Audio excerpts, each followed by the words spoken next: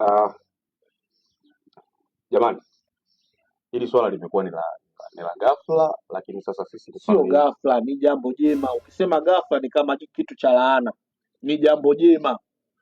Ni kweli jambo jema na ni jambo la heri, lakini sasa ghafla yake kwenye Lakini inatokea wapi? Yani kitendo cha kusema hivi chakula kitakuwa hivi, vinywaji hivi, mapambo hivi hivi na hivi, inafanyika jambo fulani, si basi?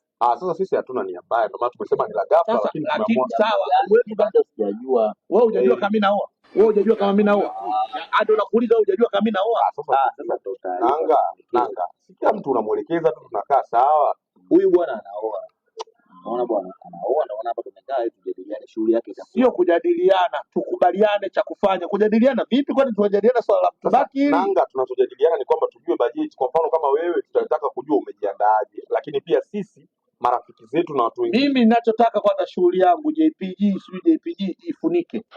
Ifunike? Ile ya Jux na Priscilla wakae. Ile mimi nataka ifunike kwa sababu kwanza kuna shughuli ya upande wa kike.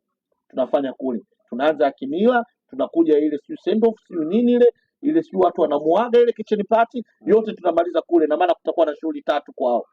Alafu tunakuja mimi si ndo nakupa mchoro mzima wa shughuli ulipo ndugu yetu. Alafu inakuja kwangu, inakuja upande wangu mimi. Sijui unanielewa? Tunaanza sisi kama tunaangalia mila yetu, tunafanya ya kimila.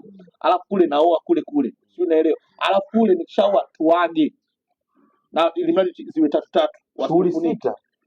Sio tunaishia hapo. Mimi kwa sababu mimi si mtu ambaye niko kwenye community. Kwa tunafanya moja Kenya, tunafanya moja Uganda, tunafanya moja Rwanda, tunafanya moja Burundi, Kongo tunaangalia. Machafuko yametulia, tunapiga moja Kongo. Sio unanielewa? Alafu moja sasa ndio tunasema tunafanya moja kwa Mkapa. Hiyo ndio inakuwa funga kazi, sababu tunakuwa tunawalika wote. Sio unanielewa? Hiyo si simple. Bajeti yake umepanga inaweza kama hiyo bajeti yake ukiangalia kwa hali ya kawaida, kwa jinsi nyinyi mlivyokuwa watu mashuhuri na mimi, tuanzie kwenye Nanga. Sema tusifike mbali. Inabidi kwanza tumjue shemeji huko kwao kupoje. Nadhani Mambo ya harusi hilo nadhani ni swala la msingi. Yaani kama tukijua mila zao, inawezekana na bajeti si tukajua. Alafu pia na huyu unaweza mkawa na uwezo.